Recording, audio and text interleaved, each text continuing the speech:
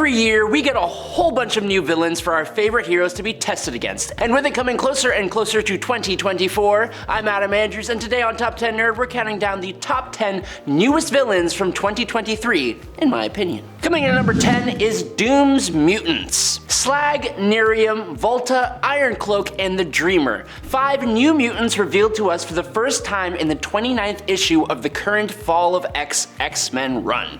But while the rest of the mutant population is scattered, imprisoned, in the white-hot room, on Mars, or otherwise not having a very good time, these 5 mutants are sitting pretty in Latveria under the direction and protection of Dr. Victor Von Doom.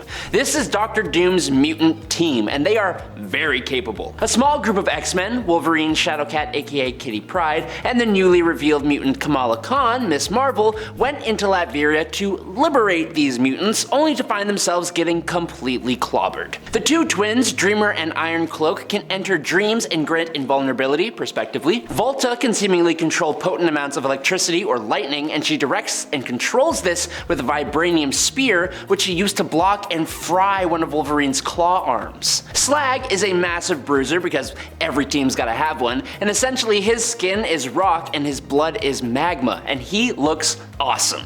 And last but not least is Nerium, who has 4 arms that are seemingly made of plant life that she can control, creating vines and healing and all that jazz. Now, we haven't seen these mutants at full power yet, and there are 2 that haven't been revealed to us yet, but they seemingly may be allies despite being allied with Dr. Doom, so we shall see. Number 9, Chakal. Switching over to the DC comic universe here, most people know Lobo. And if you don't, he's basically like Jason Momoa mixed with Gene Simmons from Kiss with the makeup and everything. He comes from a race known as the Zarnians, and these guys have extremely high levels of regeneration, being able to recover from just droplets of their own blood. Lobo himself is an extremely capable bounty hunter with strength on par with Superman, and he's effectively immortal. But for the longest time, he also believed himself to be the very last of the Zarnians. Well, in 2023's Superman Volume 6, issue number 7, it turns out there's a whole army of Zarnians led by one General Chakal. Chakal's army were so violent and psychotic that Zarnia had erased them from their own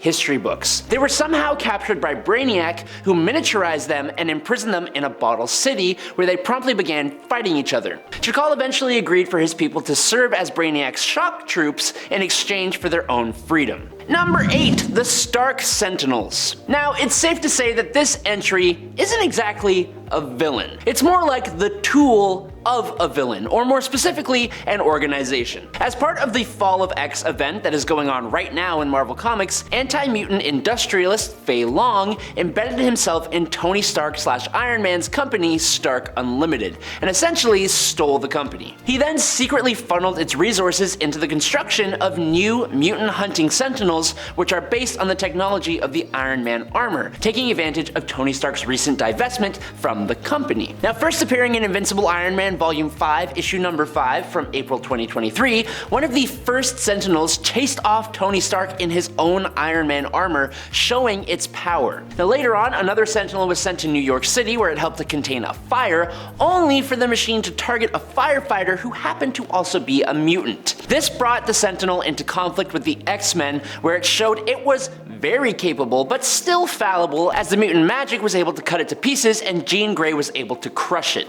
But now, with hundreds of these Sentinels running around, and with Orchis having organized a brutal weakening of the mutant race, the Stark Sentinels pose a huge problem for the mutants. Number 7, Trav. Trav is one of many clones created by another new villain named Dominator X to be sold as living weapons. Now, like his teammates, the Cosmeteers, Trav's DNA was heavily modified from the baseline of his parent Daxamite species. However, while the genetic modification made his fellow Cosmeteers more powerful than a typical member of their species, Trav was born without any of the typical Daxamite powers, as Dominator X wanted to use him as a technopath, and the Daxamite weakness to lead would make him unsuitable for that role. Now, Trav was extremely bitter and resentful of being robbed of his powers, but he was also given extensive cyborg augmentation, including a bionic arm and a near-indestructible artificial spine containing his mind, which could move independently and possess another living being as a last resort if his own body was destroyed. Now, in Superboy the Man of Tomorrow, Superboy has teamed up with the Cosmeteers, and they are all attacked by Dominator X, who unleashes his ultimate clone weapon, Infinity, on the young heroes. But Trav, being the leader of the Cosmeteers, reveals that he has Dominator X's previous clones under his control, and he uses them to tear Infinity apart. But then, Trav reveals that he's been making clones of his own, and specifically a clone of Superboy himself with all Superboy's strength but no personality or morals to guide it. He essentially made a giant living weapon for Trav or whoever gains control of it to use however they want, and that could be the beginning of a huge problem for the DC universe, and it's all thanks to Trav. Number 6, Tyrannos. Okay, so I may or may not be getting this correct, but the Elder God and Thor villain known as Tyrannos is a new and also not entirely new villain in Marvel Comics. His first actual appearance comes to us in Immortal Thor #1 from August of 2023, when the Elder God travels to New York, because of course he does, and here Tyrannos reveals himself to be from Utgard, or Utgard, and to be the Utgard version of Thor. So, essentially, to explain this, Tyrannos was an Elder God who was formed during the formation of the Earth. So yeah, he's from a long time ago. He was sealed away in Utgard for thousands of years by his sister, Gaia, who used to be believed to be Thor's mom, but now it's the Phoenix Force. Anyways, Utgard is a place that is outside of reality, and it is a place that we have actually seen before. Utgard is the realm of those who sit above in shadow, essentially the gods of the gods. These guys are the ones that Thor probably upset when he was Rune King Thor and basically destroyed the cycle of Ragnarok. Anyways, essentially wishing things to be better than they were, Gaia unlocked her sibling out of imprisonment alongside Utgard Loki, and she sent Tyrannos to Earth to test her son Thor, which is when he formed a Thor core, and it was so awesome. Number 5, AMAC. Coming to us in the very first issue of the most recent Power Girl series, an auction for artifacts from successful alien civilizations, set up by Power Girl herself in her alter ego, is ambushed by a group of space pirates, because of course it is. These pirates are led by a new villain known as AMAC. Now AMAC here has a vendetta against Kryptonians specifically. According to him, Kryptonians destroyed his home planet. He says that Kryptonians basically go and find other planets and declare them lesser than, and begin interfering in the natural evolution of that planet. He hates Kryptonians for their colonial ways, basically. He has a whole whack of anti-Kryptonian weaponry that he used to hold back Power Girl long enough for him and his crew to escape. Now it turns out that one of the artifacts at this auction was a piece of Power Girl's symbiote ship that sheltered her and raised her in space. The symbiote ship had managed to infect itself into AMAC and gave him a big old power boost, seemingly granting him a form of geokinesis,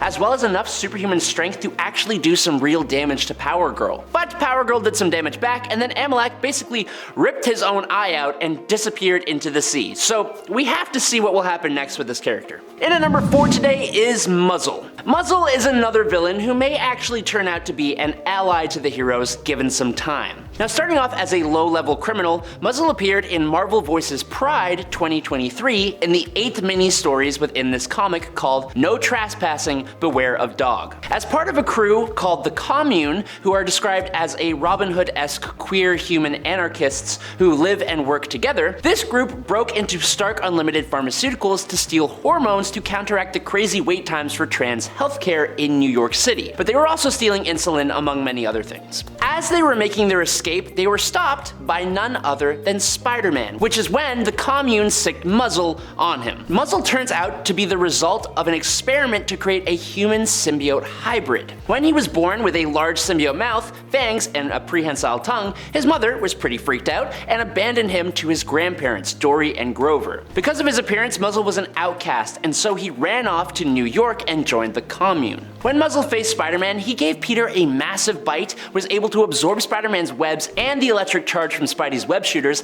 and fire them back through his mouth. Muzzle was able to web up Spider-Man and subdue him, but Muzzle also came back and healed Spider-Man's wounds, taking them onto himself, so he he may yet be a hero. We will see. Number 3, the Childminder. Okay, I'm gonna try my best to explain this one, but it has to do with time travel and DC continuity, and those are my brain's biggest weaknesses. So, here we go. Appearing in Stargirl The Lost Children #1 from January 2023, the Childminder is a time scavenger who was attracted by the many changes made to the timeline since the Flashpoint event. The big one for the Childminder was the 13, a group of heroes and villains active in the 1940s who were removed from the timeline by the Flash and Dr. Manhattan, and then saved by the Time Masters and accidentally reintegrated back into the timeline.